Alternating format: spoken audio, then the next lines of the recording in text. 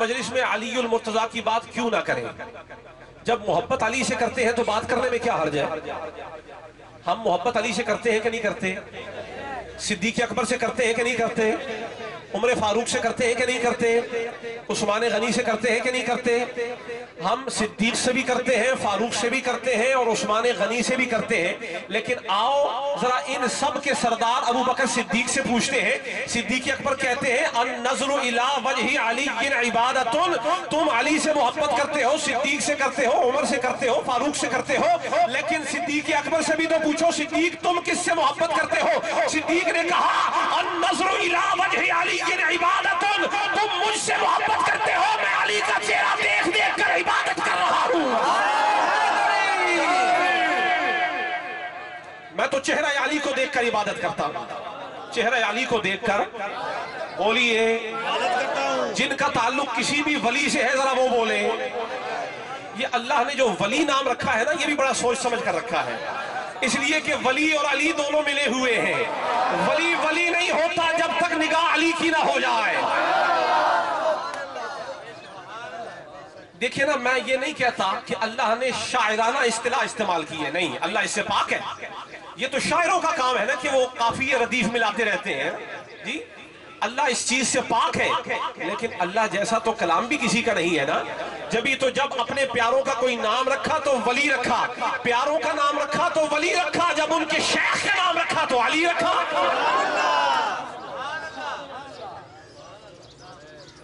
تو اس لیے سوال یہ ہے کہ 40واں کیا ہے، تو جواب نہیں ملے گا جب تک نظر نجف والے کی نہ ہو جائے۔ اس لیے 40واں پہلی بات سمجھ لیں کہ یہ فرض نہیں ہے۔ کیا؟ بولیے ذرا بلند آواز سے بولیے۔ یہ فرض بھی نہیں ہے، یہ واجب بھی نہیں ہے، اور یہ سنت بھی نہیں ہے۔ کیا سمجھ آئی؟ نہ یہ فرض ہے، نہ یہ واجب ہے، نہ یہ سنت ہے، یہ کیا ہے؟ یہ مستحب ہے۔ بولیے کیا ہے؟ مستحب کس کو کہتے ہیں؟ جو پسندیدہ ہو، جو کس کے پسندیدہ ہو؟ میرے اور آپ کی بات نہیں ہے۔ مجھے اور آپ کو پسند ہو تو کیا ہوتا ہے؟ مجھے بہت ساری چیزیں پسند ہیں، شاید آپ کو پسند نہ ہو، آپ کو بہت ساری ایسی چیزیں پسند ہیں، شاید مجھے پسند نہ ہو۔ تو مستحب جب کہا جائے تو اس سے معنی کیا نکلتا ہے؟ اس کا معنی یہ ہے کہ ایک ایسا عمل، ایک ایسا امر جس میں وہ شے کی جائے جو اللہ اور اللہ کے مصطفیٰ کو پسند ہو۔ مستحب وہ چیز ہے کہ جو اللہ اور مصطفیٰ کو پسند ہو۔ اللہ اور بولیے خدا و مصطفیٰ کو پسند ہو۔ تو یہ جو 40واں آپ کر رہے ہیں نا، حضور کے زمانے میں نہیں ہوا، حضور کے زمانے میں نہیں ہوا، لیکن ایسی ہی کچھ صورتیں سرکار کے زمانے میں موجود تھیں، ایسی ہی کچھ صورتیں۔ اب کوئی کہے جی کہ شاید یہ بدعت ہے، آپ نے اقرار کر لیا، تو یہ جب مان ہی لیا کہ یہ سرکار کے زمانے میں نہیں تھا، اب کیوں کرتے ہیں؟ پھر تو بدعت ہے۔ نہیں، ہر وہ شے جو سرکار کے زمانے میں نہ ہوئی ہو، بعد میں ہو، تو ہر شے بدعت سیئہ نہیں ہے، بدعت حسنہ بھی ہے۔ یہ بدعت کی دو اقسام ہیں، بدعت حسنہ، بدعت سیئہ۔ مثلا آپ کے جمعہ کی جو آذان ہے، دوسری آذان سرکار کے زمانے میں نہیں تھی، ایک ہی آذان ہوتی تھی۔ تو سرکار کے زمانے کے بعد حضرت سیدنا عمر فاروق رضی اللہ تعالیٰ عنہ کے زمانے میں دوسری آذان شروع ہوئی۔ تو چونکہ اچھا عمل تھا، آذان کے اندر کوئی قباحت نہیں تھی، اس میں دعوت اللہ ہے، دعوت الصلاۃ ہے، دعوت المسجد ہے، مومنین کو اللہ کی طرف بلانا مقصود ہے، تو اس میں ہر اچھی چیز پائی جاتی ہے، استحباب پایا جاتا ہے۔ تو کسی نے اعتراض نہیں کیا، سرکار کے صحابہ موجود ہیں، مجتہدین ہیں، سارے سرکار کے صحابہ مجتہد ہیں، موجود ہیں، کسی نے اعتراض نہیں کیا۔ عمر فاروق نے کہا کہ دوسری آذان دی جائے، آبادی بڑھ گئی ہے، پہلی آذان پر لوگ نہیں آ سکتے، دوسری آذان دے دی جائے۔ تو جب یہ امر اختیار کر لیا گیا تو کسی نے اعتراض نہیں کیا۔ کیوں؟ کہ سرکار کی حدیث موجود تھی، ما رآہ المؤمنون حسنا فہو عند اللہ حسن۔ وہ شے کہ جس کو تمام مومن اچھا سمجھتے ہوں، بہتر سمجھتے ہوں، اگر مومن اختیار کر لے، بھلے سے وہ سرکار کے زمانے میں نہ ہو، بات اچھی ہو، تو مومنوں سنو، جب تم نے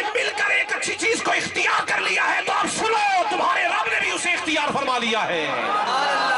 سبحان اللہ. نعرہ تکبیر، نعرہ رسالت، نعرہ حیدری، نعرہ غوثیہ. 40واں نہ فرض ہے، نہ واجب ہے، نہ سنت ہے، یہ مستحب ہے. یہ کیا ہے؟ جب مومنوں نے پسند کیا نا، مومنوں کے اجماع نے اور علماء کے اجماع نے، سواد اعظم نے، مومنوں نے، مسلمانوں نے جب 40ویں کو پسند کر لیا تو پھر کیا ہوا؟ جب اس میں کوئی ایسی چیز نہیں پائی جاتی جس پر اعتراض کیا جا سکے، اس میں غیر اللہ کا نام نہیں ہے. یہ شروع ہوتا ہے تو تلاوت سے، شروع ہوتا ہے تو تلاوت سے، پھر حضور کی نعت ہوتی ہے، پھر حضور کی امت کے اولیاء کی مناقب اس میں بیان کیے جاتے ہیں، اور پھر آخر میں علماء روایات حدیث بیان کرتے ہیں. حضور کے فرمودہ ارشادات کو آپ کے سامنے پڑھ کے سناتے ہیں، بیان کرتے ہیں. قرآن کی آیات پڑھی جاتی ہیں، ان کا ترجمہ آپ کے سامنے رکھا جاتا ہے، اور اس کے بعد ذکر ہوتا ہے، دعا ہوتی ہے، سلام ہوتا ہے، اور اس کے بعد لنگر تقسیم ہوتا ہے. وہ لنگر کہ جو ایک مومن نے تیار کیا ہے اور مومنوں کے لیے تیار کیا ہے. اور اگر اس میں کوئی جانور، اس کا گوشت ذبح کر کے اس میں ڈالا جائے تو جانور اس انداز سے ذبح کیا جاتا ہے کہ اس پہ پہلے تکبیر پڑھی جاتی ہے، بسم اللہ اللہ اکبر.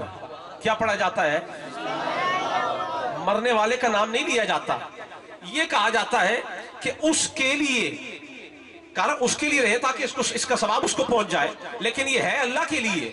بسم اللہ اللہ اکبر، اس کو ہم ذبح کر رہے ہیں اللہ کے نام پر، اللہ کے اسم کو لے کر، اللہ کے نام کو جپ کر ہم نے اس جانور کو ذبح کیا. تو جس جانور کو ذبح اللہ کے نام پر کیا، تو اگر مومن اللہ کے نام پر کسی سے مانگ لے تو اللہ تعالیٰ اس کو محروم نہیں چھوڑتا. تو اللہ کے نام پر جانور ذبح کر دے تو اللہ قبول کیوں نہیں کرے گا؟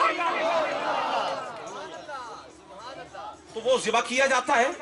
اول سے لے کر 40ویں کا آغاز تلاوت سے ہوتا ہے، اور اختتام اس جانور کے طعام پر ہوتا ہے جس پر نام اللہ کا لیا گیا ہے. یعنی یہ 40واں شروع بھی اللہ کے نام سے اور ختم بھی اللہ کے نام پر. تو جو بات ابتدا سے لے کر انتہا تک اللہ کے نام پر مبنی ہو، اس میں اولن بھی اللہ کا نام لیا جائے، آخر میں بھی اللہ کا نام لیا جائے، نہ وہ بدعت ہوتی ہے نہ وہ شرک ہوتی ہے، اسی کو تو مستحب کہا جاتا ہے. سبحان اللہ، سبحان اللہ.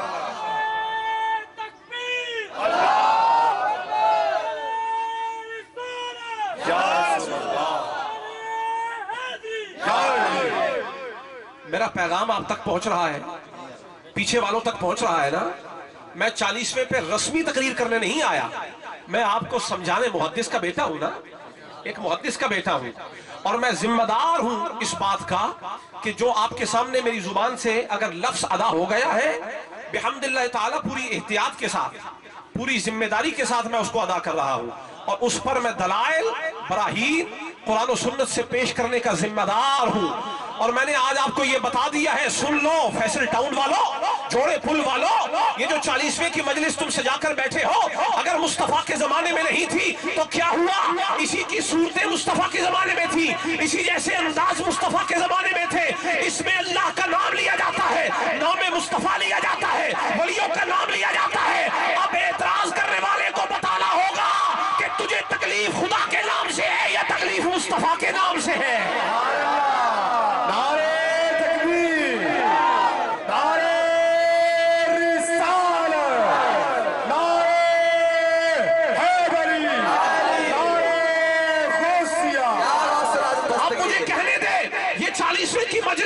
سنت مصطفیٰ کی تعبیر ہے، یہ مصطفیٰ کے احکام کی عین صورت ہے. ہم 40واں نہیں مناتے، مگر حکم مصطفیٰ کے مطابق ہمارے مرنے والا مر جاتا ہے، اور زندہ لوگ جب کچھ پڑھ کر کچھ پکا کر اس کو بھیجتے ہیں تو ہمارا خدا عاجز نہیں ہے، بھیجنا ہمارا کام ہے، پہنچانا خدا کا کام ہے.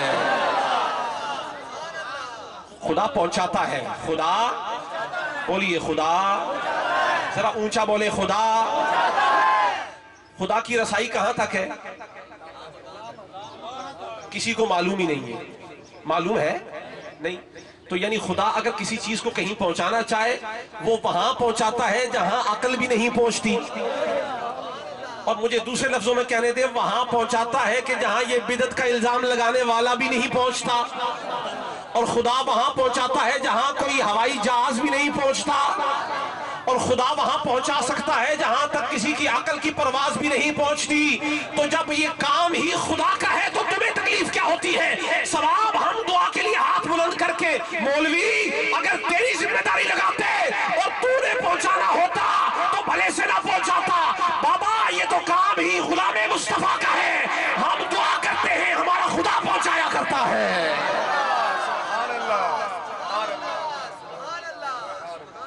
ہم دعا کرتے ہیں اور ہمارا خدا آپ کہیں گے آپ پیر صاحب اس پہ کوئی حدیث بھی تو بتا دینا، تو پھر سنیے حضور پاک کی ایک حدیث۔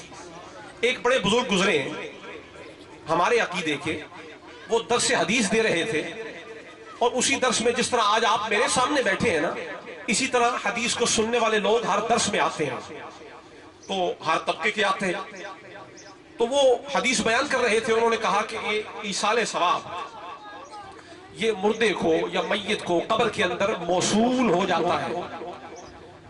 تو جو درس میں بندہ بیٹھا ہے ایک بدعقیدہ، اس نے کہا نہیں، یہ آپ کی اس حدیث سے تعبیر اور اس حدیث کی جو آپ نے عبارت پڑھی ہے اس سے تفہیم صحیح اخذ نہیں کی، اس کا مفہوم صحیح پیش نہیں کیا، ثواب نہیں پہنچتا۔ ان بزرگوں نے کہا نہیں، ثواب پہنچتا ہے۔ وہ کہنے لگا نہیں پہنچتا، انہوں نے کہا نہیں پہنچتا ہے، وہ کہے نہیں پہنچتا، تو یہ پہنچتا ہے نہیں پہنچتا، پہنچتا ہے نہیں پہنچتا، یہ بہت دور تک پہنچ گئے، بات لمبی طویل ہو گئی۔ تو انہوں نے آخر میں تھک کر کہا اچھا چل، تو بھی سچا میں بھی سچا۔ وہ کہنے لگا یہ نہیں ہو سکتا، کوئی ایک ہی سچا ہو سکتا ہے، یا آپ سچے ہیں یا میں سچا ہوں۔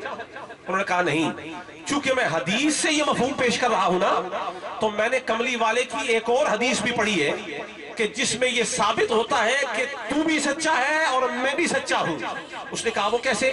کہنے لگے میں نے بخاری میں پڑھا ہے کہ لو کان مسلما فاعتقت عنہ او صدقت عنہ او حججت عنہ لبلغه ذلك۔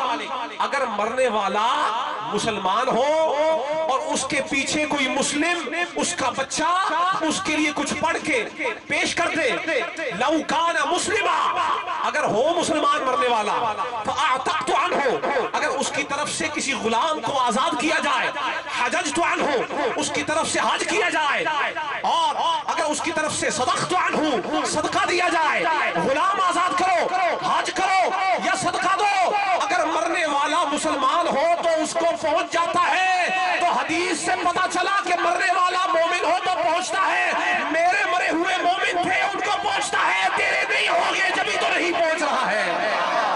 نعرہ تکبیر، نعرہ رسالت، نعرہ حیدری، نعرہ غوثیہ۔ جیوے جیوے جیوے جیوے۔ اس بات پہ ہم زیادہ جھگڑا ہی نہیں کرتے، ہم زیادہ بولیے نہیں، ذرا اونچا بولے نا۔ آپ 40ویں کی دعا میں آئے ہیں نا، آج کسی کے 40ویں پہ آئے ہیں، کل آپ کا بھی 40واں ہونا ہے، ہونا ہے کہ نہیں ہونا؟ میرا بھی ہونا ہے کہ نہیں ہونا؟ دیکھیے ہم اہل سنت ہیں، میں بتا چکا ہوں آپ کو ساری بات پہلے، ہم اہل سنت ہیں اور ہم اپنے مرگزاروں کے لیے 40ویں کرتے ہیں، 40ویں کرتے ہیں، اور کہو کرتے بھی رہیں گے۔ جو 40واں کرتے ہیں اور کرتے رہیں گے ذرا ہاتھ کھڑا کر کے بتائیں۔ ماشاءاللہ، اس کا مطلب یہ ہے کہ یہی تو اکثریت ہے، اسی کا نام سواد اعظم ہے، یہی تو سنی ہے جو خود بھی 40ویں کرتے ہیں، اور جب خود رخصت ہو جائے تو پیچھے رہنے والوں کو معلوم ہے نا کہ اس کا تعلق کس سے ہے۔ جب یہ مومن چلا جاتا ہے نا تو پھر اپنے دوستوں کو، یاروں کو، اعزاء کو، اقارب کو بلاتے ہیں اور جمع کروا کے بٹھا دیتے ہیں، آؤ بیٹھو، میرا والد فوت ہو گیا ہے، آؤ، یہ زندگی میں اللہ کا نام لیتا تھا، ذرا اب پھر اللہ کا نام لے لو، آ جاؤ، یہ زندگی میں محمد محمد کرتا تھا، نبی نبی کرتا تھا، علی علی